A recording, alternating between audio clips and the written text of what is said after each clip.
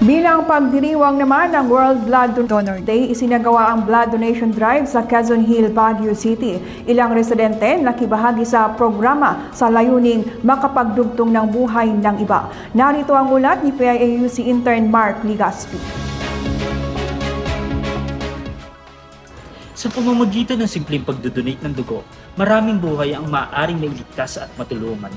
Kaya naman, inilapit ng Philippine Red Cross ang kanilang mass blood donation drive sa iba't ibang barangay dito sa lungsod.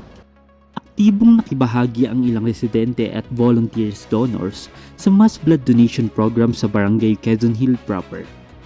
Isinagawa ang aktibidad upang makatulong sa pagpapanatili ng sapat na supply ng dugo para sa mga pasyenteng nangangailangan sa Baguio City at mga karatig na lalawigan. This is to sustain the supply, blood supply po, not just for Red Cross Baguio, na distribute po namin sa iba't ibang hospitals, hindi lang po dito sa Baguio City, but also sa mga neighboring provinces, especially Region 1, and of course, Cordillera po.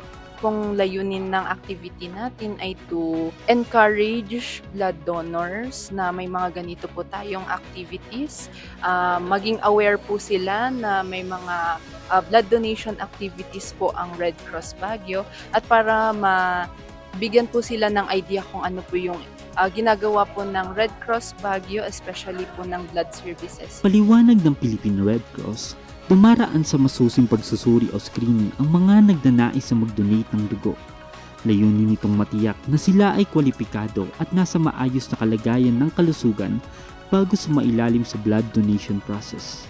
Unang-una po, dapat po ay ang ating donor ay at least 50 kilograms. Wala pong recent na dental extraction, dental procedures, tattoos, acupunctures, piercing. Yung mga nagme-maintenance po, may mga gamot po tayo na pinapayagan at meron din po yung hindi. So, subject po sila for evaluation sa ating interview. And of course, dapat po healthy sila during their donation.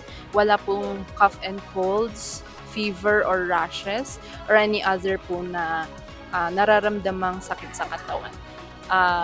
Dapat po generally healthy syempre, and ma-evaluate naman po sila before donation through our questionnaire and our interview at saka sa physical exam. Sa buong proseso, mahigpit na binabantayan ng mga medical personnel ang kalagayan ng bawat donor at nakahanda silang magbigay ng agarang tulong kung kinakailangan.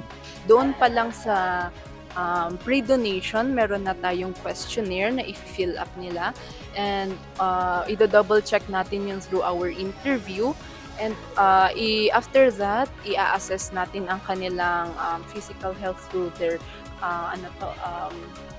blood pressure, hemoglobin, tsaka kapag na-screen na natin sila at okay sila, during the blood donation, meron naman po tayong mga trained personnel, our medtech specifically, na they are trained for this matter, na babantayan natin yung donor. Lagi namin silang tinatanong kung okay pa ba sila during their donation, kung nahihilo ba or nakakaramdam ng something else, mga ganun po. And we are trained naman po to administer first aid in case of donor reaction po. Para naman sa ilang volunteer donors, mahalaga ang mga programang tulad nito upang mas mapalawak ang kaalaman ng publiko tungkol sa kahalagahan ng blood donation. Para sa kanila, sa pamamagitan ng simpleng pagbibigay ng dugo, mas marami pang buhay ang maaring matulungan habang nakatutulong din sa pagpapanatili ng kanilang sariling kalusugan. Para malaman din ng constituent, tapos para matulungan din natin mga nangangailangan. Para naman makapag-share tayo sa mga nangangailangan ng dugo. At saka para rin sa amin para palit dugo. Ang pakikilahok sa mga ganitong uri ng programa ay isang malaking tulong. Hindi lang upang para mailigtas at madugtungan ang buhay ng iba, kundi para rin sa sariling kalusugan. Mula rito sa Quezon Hill, Baguio City, ako po si PIAUC intern Mark Ligaspi para sa PIA News Cordillera.